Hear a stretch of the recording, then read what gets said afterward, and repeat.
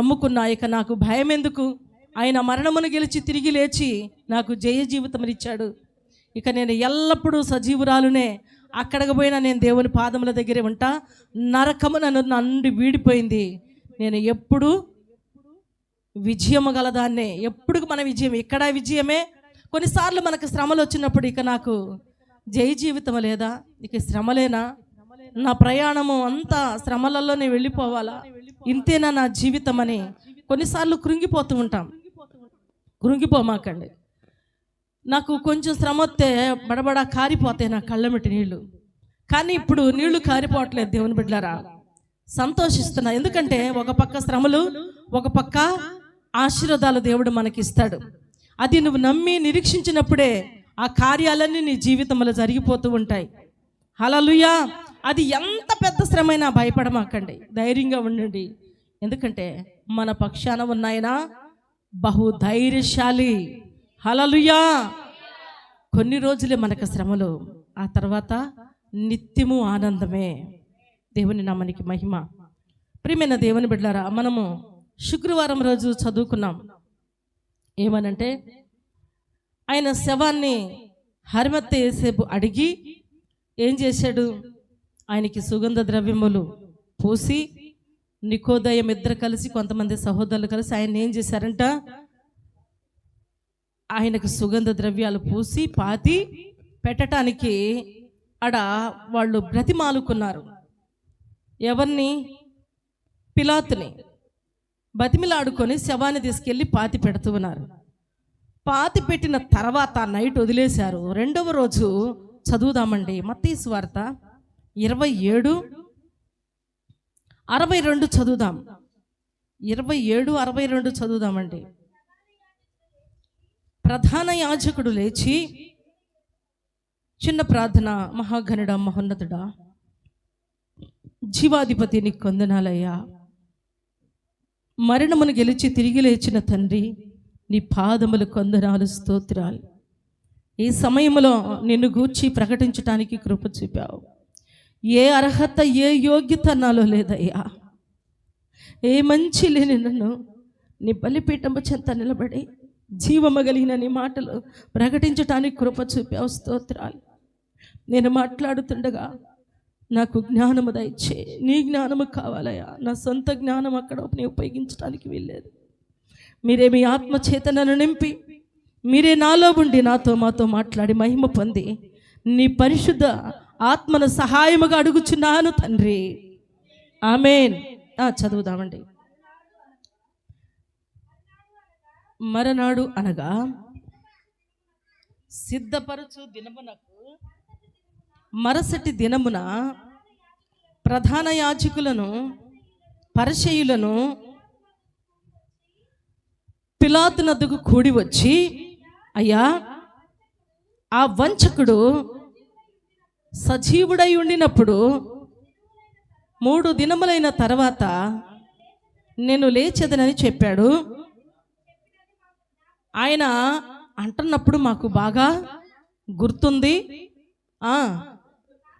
కాబట్టి 3వ దినము వరకు సమాధి భద్రము చేయటానికి ఆయన దగ్గరికి పోయి సలహా అడిగారంట. అప్పుడు ఆయన అంటున్నాడు కదా, కావలి వారు ఉన్నారు కదా,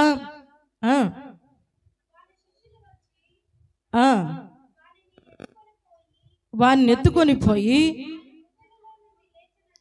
ఆయన మృతుల్లో నుండి లేచెనని వాళ్ళు ఒకవేళ తీసుకొని పోయిన తర్వాత ప్రజలతో అబద్ధం చెబుతారేమో. ఫస్ట్ ఏమన్నారు?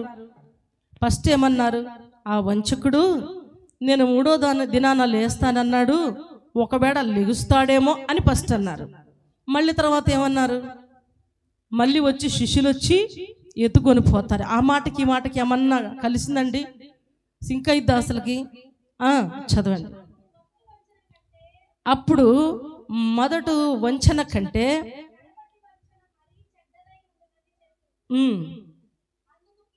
అందుకు పిలాతు, కావలి వారు ఉన్నారు కూడా, మీరు వెళ్ళి మీ చేతనంత మటుకు సమాధిని భద్రం చేయండి వారితో చెప్పారు. వాళ్ళు వెళ్ళారు, సమాధిని బాగా భద్రం చేసి ఇంకెక్కడ కూడా తెరవటానికి కూడా తాళాలు వేసేసి, అంటే ఒక ఇంటిని మనం భద్రం చేసుకునేటప్పుడు జాగ్రత్తలు తీసుకుంటాం కదా, ఎందుకంటే తాళాలు వేసుకొని తీసుకొని, ఎందుకంటే దొంగలు ఎవరైనా వస్తారేమో, దొంగలు పడతారేమోనని. అదే విధముగా దేవుడు సజీవుడై లెగుస్తాడని వాళ్ళకి తెలుసు, వాళ్ళకి బాగా తెలుసు. అందుకనే వాళ్ళు అంత భద్రం చేశారు. ఎలా లెగుస్తాడో చూద్దామని ఒకటి, శిష్యులు ఎత్తుకొని పోతారేమో మరొకటి, రెండు విధాలమైన మనసు కలిగి ఆ విధంగా వాళ్ళ సొంత ప్రయత్నాన్ని చేస్తూ ఉన్నారు. వాళ్ళు ఏం చేశారంటే భద్రం చేసేశారు, ముద్ర వేసి సమాధిని భద్రము చేసిరి.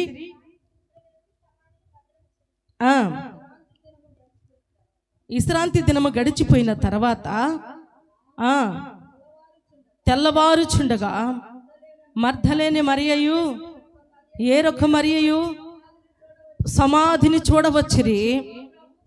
ఇదిగో ప్రభు దూత పరలోకము నుండి దిగి వచ్చి రావి బొర్లించి దాని మీద కూర్చొని ఉండెను. అప్పుడు మహాభూకంపము కలిగెను. ఆ దూత స్వరూపము ఆ మెరుపు వలె ఉండెను.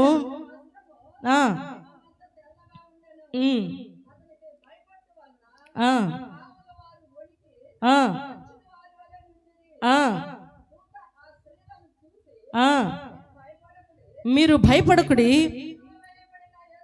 సిలువ వేయబడిన యేసును మీరు వెతుకుచున్నారు, నాకు తెలియను, ఆయన ఇక్కడ లేడు, ఆయన చెప్పినట్లే ఆయన లేచి ఉన్నాడు. హల్లెలూయా.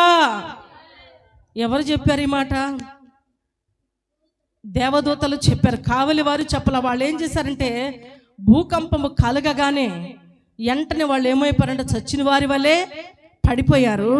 వెంటనే దేవదూత, ఎందుకంటే వీళ్ళకి ధైర్యాన్ని అంటే సత్యాన్ని చెబుతూ ఉంది, దేవదూత సత్యాన్ని చెబుతూ ఉన్నది. చెప్పిన తర్వాత ఆయన ఇక్కడ లేడు, ఆయన లేచి ఉన్నాడు, రండి, త్వరగా వెళ్ళి ఆయన మృతుల్లో నుండి లేచి ఉన్నాడని ఆయన శిష్యులకు తెలియచేయుడని. ఇదిగో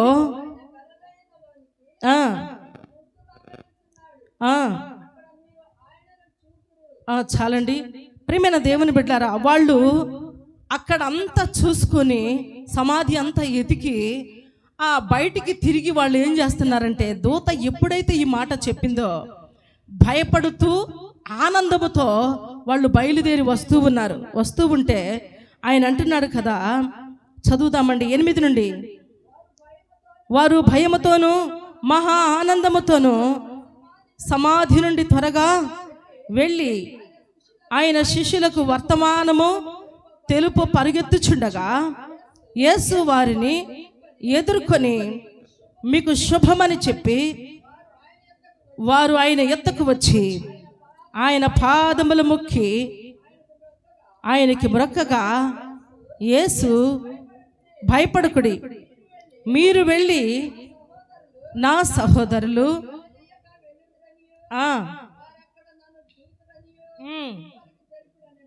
చూడండి దేవుని బిడ్డలారా, ఆయన మరణించాడు, మృతుల్లో నుండి లేపబడ్డాడు. భూమి మీద ఉన్నన్నాళ్ళు తన పనిని ముగించుకొని ఆయన శరీరధారిగా భూమి మీదకి వచ్చాడు. దేవుడు చెప్పినట్లు చేశాడు. ఈ శరీరము మృతమైపోవాలి, ఈ శరీరము మృతమైపోవాలి. ఆ మహిమ శరీరం ఆయన ధరించాలి. మనము కూడా ప్రభువుని నమ్మిన మనము ఈ శరీరాశ, ఈ శరీరంలో ఉన్న ఏవైతే కోరికలు ఇవన్నీ ఉన్నాయి అవి మృతమైపోవాలి, అవి మృతమై ప్రాతి పెట్టబడాలి.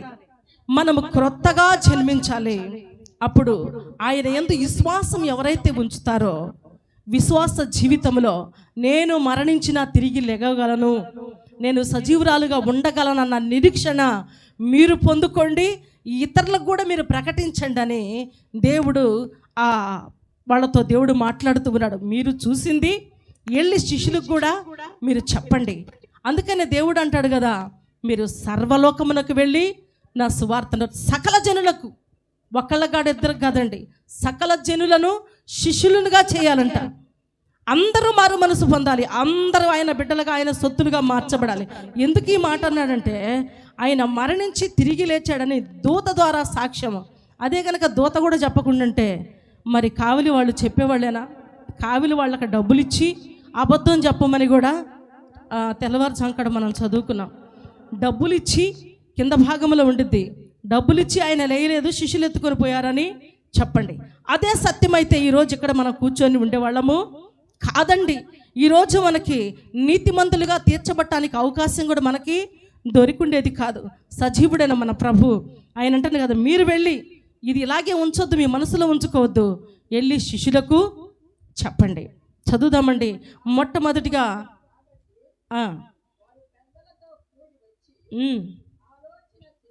ఆలోచన చేసి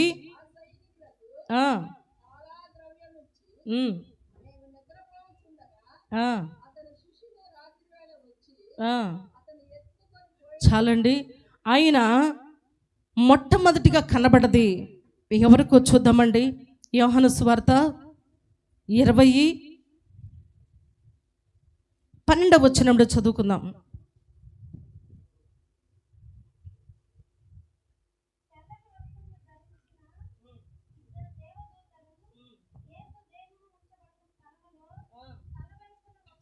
తలవోవిప్పుడు ఒకడును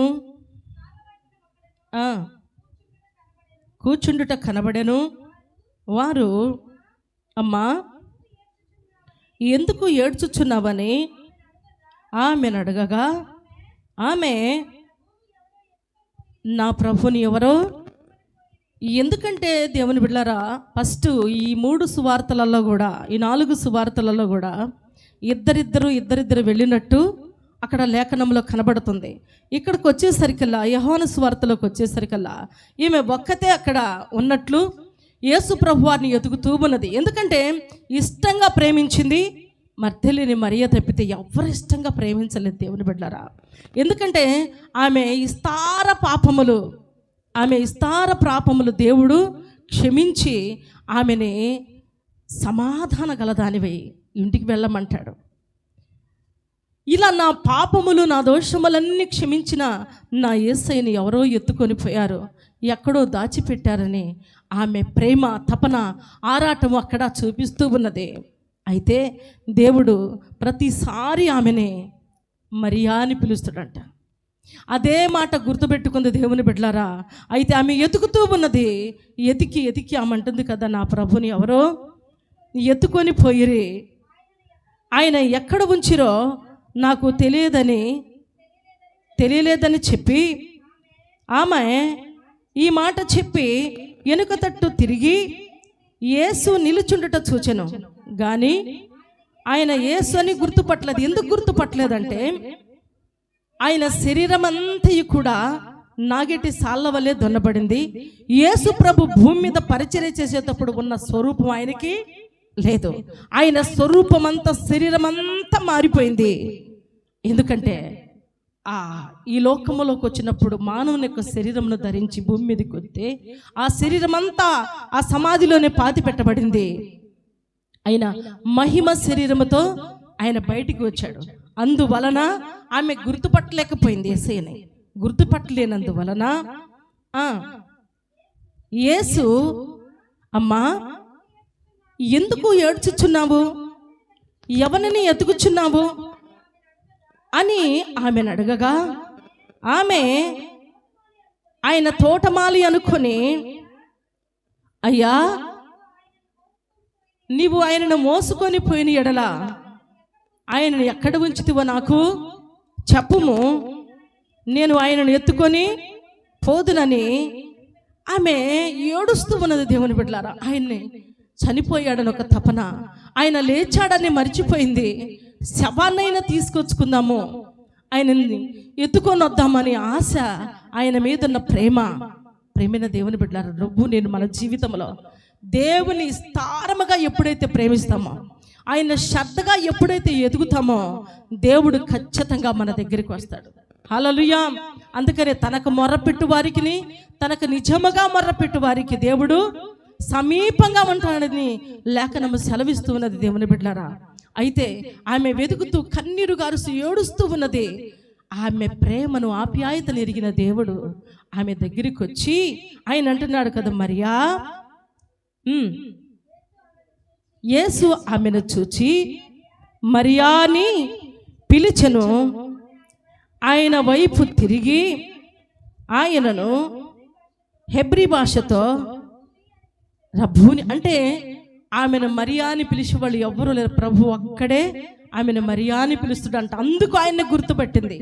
నన్ను పిలిచేవాళ్ళు ఎవరూ లేరు మరియాని, యేసయ్య మాత్రమే పిలుస్తాడు గనక ఆయనే నన్ను పిలిచాడు అని ఆమె గుర్తించి రబ్బూని అని ఆయన వెంటనే ఏం చేసిందంట, వెంటనే సాష్టాంగ పడింది ఆయన పాదముల మీద. ఆయన పాదముల మీద పడి ఆ మాటకు బోధకుడని అర్థమా. యేసు ఆమెతో, నేను ఇంకను తండ్రి దగ్గరికి ఆ మాటకు అర్థమైందంటే దేవుని బిడ్డలారా, నేను అప్పుడే తండ్రి దగ్గరికి వెళ్ళను, ఇక కొన్ని రోజులు నేను మీతో కలిసి ఉంటాను, ఇక నువ్వు బాధపడద్దు, ఏడవద్దు, నేను మీతో అందరితో కలిసి మాట్లాడి నన్ను నేను రుజువు చేసుకున్న తర్వాతే నేను పరలోకమునకు వెళతాను, అప్పుడు దాకా నువ్వు నన్ను ముట్టుకొనవద్దని. అయితే నా సహోదరులకి వాళ్ళ దగ్గరికి వెళ్ళి, నా తండ్రియు మీ తండ్రియు, నా దేవుడును మీ దేవుడును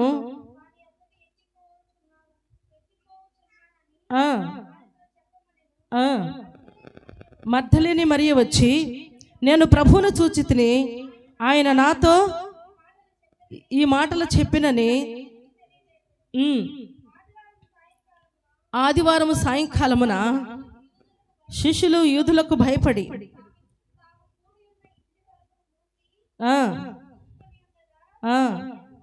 యేసు వచ్చి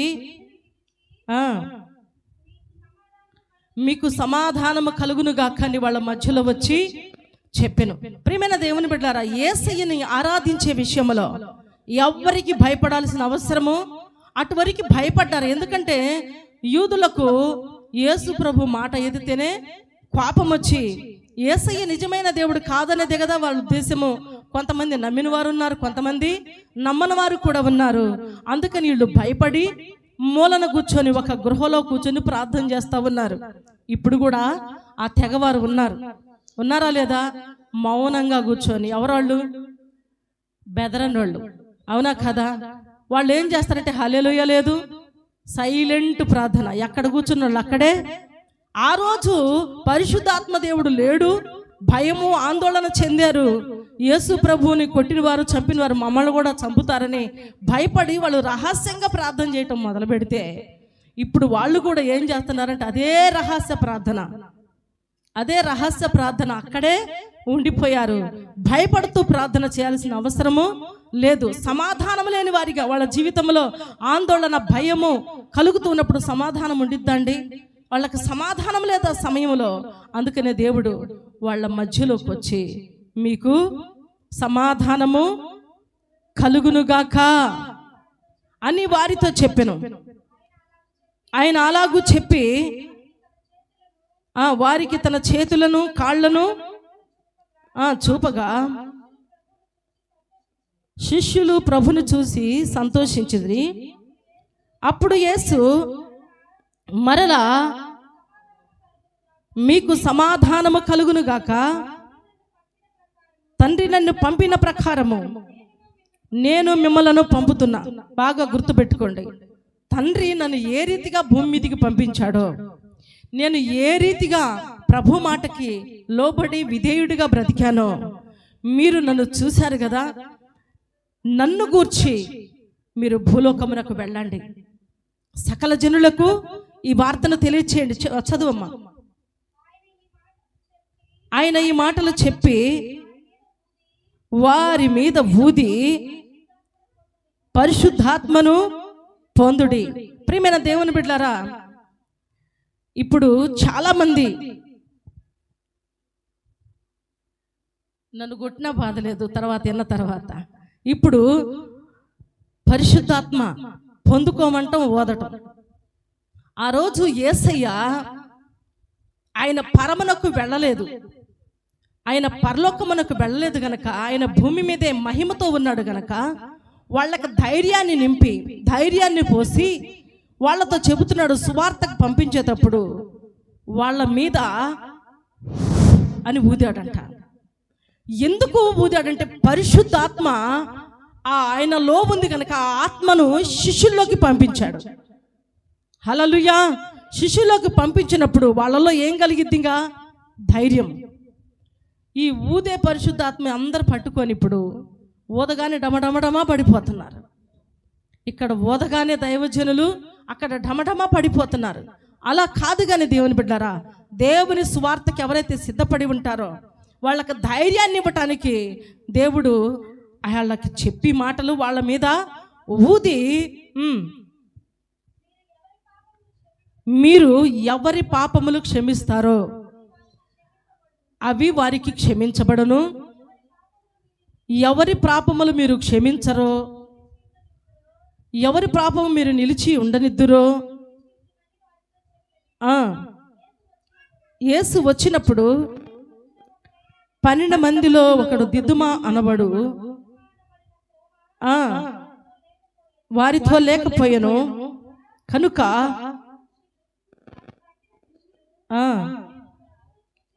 మేము ప్రభుని చూచితమని అతనితో చెప్పగా అతడు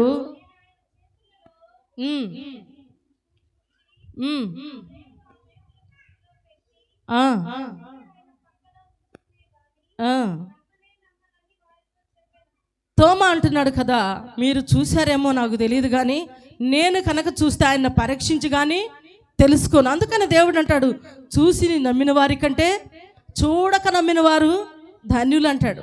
తోమా చూసి నమ్మాడు, ఆయనని అనేక ప్రాంతాలలో దేవుని సువార్తను అందించాడు. ఆయన హతసాక్షిగా మార్చబడ్డాడు. ప్రియమైన దేవుని బిడ్డలారా, ఈ ధైర్యం ఎవరిచ్చారు? మరణపు ముళ్ళును విరిచిన మన యేసయ్య సజీవుడై లేచి మనందరికీ సజీవులుగా లేచి నిలబడగలిగిన శక్తి దేవుడు మనందరికీ బలమును ధైర్యాన్ని దేవుడు మనకిచ్చాడు. అలాగే చదువుదామండి, యోహాను సువార్త 11:25 చదువుదామండి. 11:25. అందుకు యేసు, పునరుద్ధానమును జీవమును నేనే, నా యందు విశ్వాసముంచువాడు చనిపోయినను మరలా బ్రతుకును,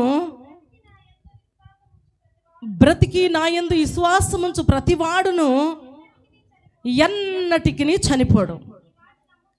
ఈ మాట మీరు నమ్ముచున్నారా అని ఆమెను అడిగి, ఎవరిని అడిగాడు ఈ మాట? తొందరపడుతుంది ఒక ఆమె, తమ్ముడు చనిపోయాడని తొందరపడుతుంది. ఎవరామె? మార్తా ఏం చేసిందంటే, అయ్యో ఇంకా లేట్ అయిపోయింది, నాకు నా తమ్ముడు చనిపోయాడు, ఎప్పుడయ్యా, ఇంకా ఏందయ్యా అని ఆందోళన చెందుతుంటే ఆమెతో అంటాడు, పునరుద్ధానమును జీవమును నేనే, నా యందు విశ్వాసముంచువాడు చనిపోయినను మళ్ళీ బ్రతుకుతాడు, బ్రతికి నా యందు విశ్వాసముంచితే ప్రతివాడు ఇక ఎన్నటికి వాళ్ళకి మరణం అంటే ఉండదు. ఇదేందమ్మా, మరణించకుండా భూమి మీద అలాగే ఉంటారా అనుకుంటారు. మరణిస్తాము కానీ పరలోకములో ఎల్లప్పుడూ మనం సజీవులుగానే ఉంటాం. హల్లెలూయా. అయితే ఎవరి యందు మన విశ్వాసం ఉంచాలి? దేవుని యందు. మరణమును గెలిచి తిరిగి లేచిన దేవుని యందు మన విశ్వాసం ఉంచితే మనము కూడా ఎల్లప్పుడూ సజీవులుగానే ఉంటాము. హల్లెలూయా. ఈ మరణము, ఈ పునరుద్ధానము విశ్వాసులకు ధైర్యాన్ని ఇస్తుంది. విశ్వాసులకు ధైర్యాన్నిచ్చి బలాన్నిచ్చి నిరీక్షణను చేకూరుస్తుందంట. హల్లెలూయా. మనకి ఇంకా అంటే ఇక నాకు భయం లేదు, దిగులు లేదు, నేను మరణించిన దేవుని రాజ్యంలో ఉంటాను, నేను ఎల్లప్పుడూ సజీవురాలుగా ఉంటానని ఒక నిరీక్షణ మనకి కలిగిస్తూ ఉన్నది. చదువుదామండి, కొరింథీ పత్రిక, 1 కొరింథీ పత్రిక 15:55 చదువుదాం.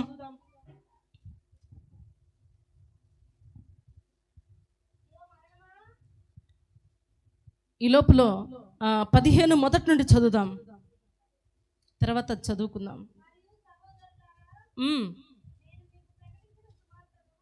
మరియు సహోదరులారా, నేను మీకు ప్రకటించిన సువార్తను మీకు నేను తెలియపరుస్తున్నాను. మీరు దానిని అంగీకరించితిరి, దాని యందే మీరు నిలిచి ఉన్నారు. మీ విశ్వాసము అర్థమైతేనే కానీ నేను ఏ ఉపదేశన రూపముగా మీకు సువార్తను ప్రకటించి తినో ఆ ఉపదేశమును మీరు గట్టిగా పట్టుకొని ఉన్న ఎడల, నేను మీకు భూలోకంలో ఏదైతే మీకు చెప్పానో, నీకు ఏ మాటలైతే మీకు చెప్పానో ఆ మాటలను మనం ఏం చేయాలి? మధ్యలో ఎక్కడ ఆగిపోవటానికి వీల్లేదు. కొన్నిసార్లు మన విశ్వాసం మధ్యలో ఆగిపోయింది, మన నమ్మకం మధ్యలో ఆగిపోయింది, మన తీర్మానం మధ్యలో ఆగిపోయింది. కొన్నిసార్లు మనం చేసుకున్న నిబంధన మధ్యలో ఆపు చేసుకుంటాం. ఎందుకంటే మనలో విశ్వాసం అనేది కొన్నిసార్లు తగ్గిపోతూ ఉంటుంది. తగ్గిపోకుండా ఉండటానికి వీల్లేదు. ఎందుకంటే ఆ అపవాది మన మీద వేసిన ప్లాను. ఇళ్లలో విశ్వాసం తగ్గిపోతూనే ఉండాలనేదే దాని పట్టుదల. కానీ యేసయ్య అంటున్నాడు, మీలో విశ్వాసం తగ్గిపోవటానికి వీల్లేదు. ఎందుకంటే నేను మీతో చెప్పిన మాటలు అనుక్షణం గుర్తు చేసుకొని ధైర్యం కలిగి మీరు ఉండండి. మీ విశ్వాస జీవితంలో కొనసాగుతూ వెళ్ళండి. నేను ఏ సంగతులు మీకు చెప్పానో వాటి యందు గట్టిగా మీరు పట్టుకొని నిలిచి ఉండండి. ఎప్పుడు దాకా? మనము భూమి మీద ఎన్ని రోజులు బ్రతికి ఉంటామో, ఎప్పుడు మనకు మరణం వచ్చిందో అప్పుడు దాకా. ఏదో ఒక 10 సంవత్సరాల క్రితం బాప్తీసం తీసుకున్నానులే, ఆ బాప్తీసం నన్ను బ్రతికించిదిలే, నరకం నుండి తప్పించిదిలేని మనము అపనమ్మకముతోటి బలమైన విశ్వాసంలో ఉన్నానని మోసపోతూ మీరు అలా ఉండొద్దు అంటాడు దేవుడు.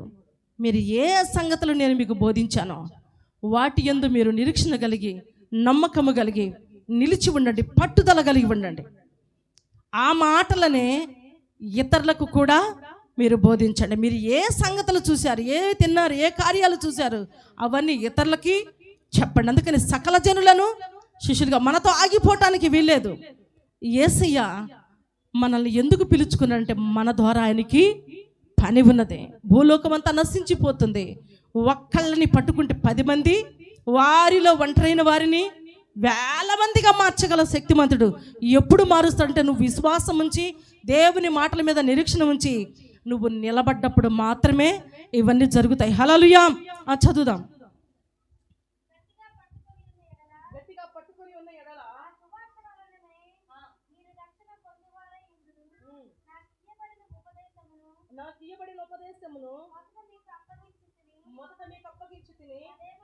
అదేమనగా లేఖనముల ప్రకారము క్రీస్తు మన పాపముల నిమిత్తము మృతి పొందెను, సమాధి చేయబడెను. లేఖనముల ప్రకారము ఆయన 3వ దినమున లేచెను.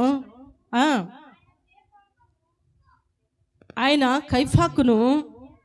కేఫాకును తర్వాత 12 మందికి కనబడెను. అటు పిమ్మట 500కి ఎక్కువ మందికి సహోదరులకు కనబడ్డాడు. ఒక సమయమందే కనబడెను. వీరిలో అనేకులు ఇప్పటి వరకు వాళ్ళల్లో కనపడ్డ వాళ్ళ కొంతమంది నిలిచి ఉన్నారు, కొందరు నిద్రించి ఉన్నారు.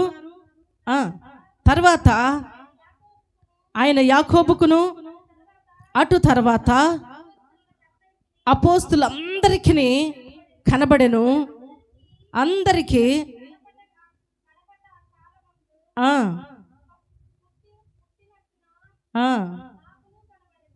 చాలండి. ప్రియమైన దేవుని బిడ్డలారా, ఆయన అంటున్నాడు, ఫస్ట్ మధ్యలేని మరి కనపడ్డాడు. మనము మన పిల్లల్ని ఎక్కడైనా చదువుకు పంపిస్తే మన పిల్లలు ఫస్ట్ ఈ ఊర్లో అడుగు పెట్టడానికి ఫస్ట్ ఎవరి దగ్గరికి వెళ్తారు?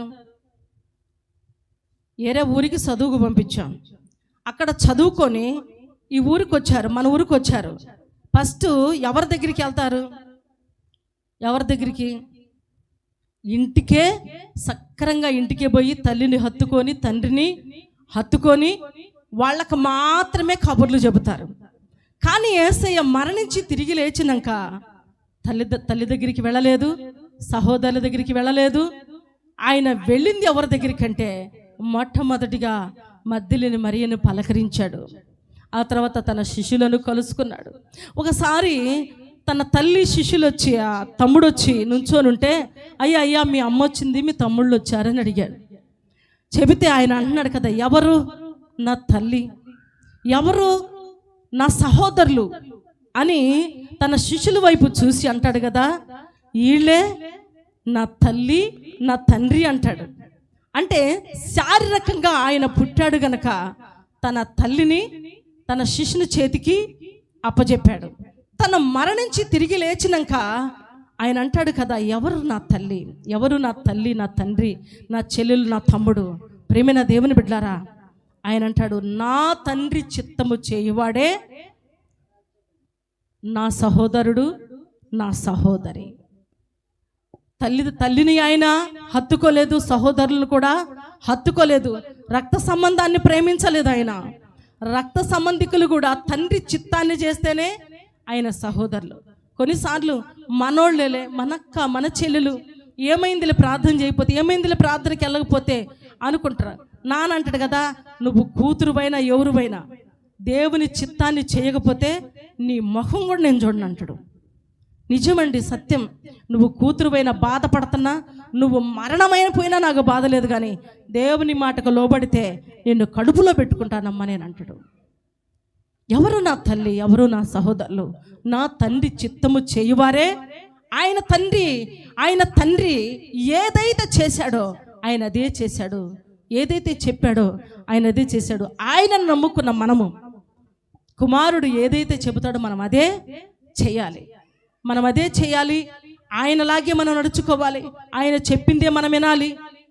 ఆయన చెప్పినట్టు మనము నడుచుకునే వారముగా ఉండాలి. దేవుని బిడ్డలారా, నిజంగా ఆయన రక్త సంబంధాన్ని చూసుకోలేదు, కానీ మగ్దలేనే మరియ ఆయన ఆరాటపడి ప్రేమిస్తూ వెతుకుతూ ఉంటే ఆమెకు కనబడ్డాడు. కావలి వారికి కనబడ్డా కావలి వారికి. వాళ్ళు చచ్చిన వారి వల్లే పడి ఉన్నారు, కానీ కనబడ్డది ఆమెను శ్రద్ధగా ఆయన్ని ఎవరైతే ఎదుగుతున్నారో ఆమెకి దేవుడు కనబడ్డాడు. ఆ తర్వాత 500 మందికి పైగా కనబడ్డాడు. తర్వాత ఆదివారమున సాయంకాలమున అందరూ ఒక చోట కూర్చుంటే తన శిష్యులకు దేవుడు కనబడ్డాడు. ప్రియమైన దేవుని బిడ్డ, అదేవిధంగా చదువుదాం. కొరింథీ పత్రిక 15:55 చదువుదాం. ఓ మరణమా నీ విజయం ఎక్కడా, ఓ మరణమా నీ ముల్లెక్కడా. మరణపు ముళ్ళు పాపమునకున్న బలము ధర్మశాస్త్రమే అయినను మన ప్రభు అయిన యేసుక్రీస్తు మూలముగా మనకు జయము అనుగ్రహించుచున్న దేవునికి స్తోత్రము కలుగునుగాక. ఇప్పుడు మనకి మరణం ఉందంటారా? మరణపు ముళ్ళు పాపమే. ఆ మరణపు ముళ్ళునే విరిచివేశాడు. అంటే పాపం ఇక మన మీద లేనే పెత్తనము చేయదు. ఇక మనకు మరణం అంటూ లేదు. ఆ మరణము, పాపముతో ఉన్న మరణము అగ్నిగుండములో కాల్చిది. అదే ముళ్ళుని విరిచిన యేసయ్యను మనం నమ్ముకొని నిరీక్షణ గలవారమై ఎప్పుడు యేసయ్యని వెతుకుతూ ఉంటే, మరణపు ముళ్ళును విరిచిన యేసయ్య ఎల్లప్పుడూ మనకు తోడుగా ఉండి నడిపించి మనము కూడా ఎప్పుడు సజీవులమై నిలిచి ఉంటాం. హల్లెలూయా. ఇక మరణం మన మీద పెత్తనము చేయదు. హల్లెలూయా. దేవుని నామానికి మహిమ కలుగునుగాక. చిన్న మాటలు దేవుడు దీవించునుగాక.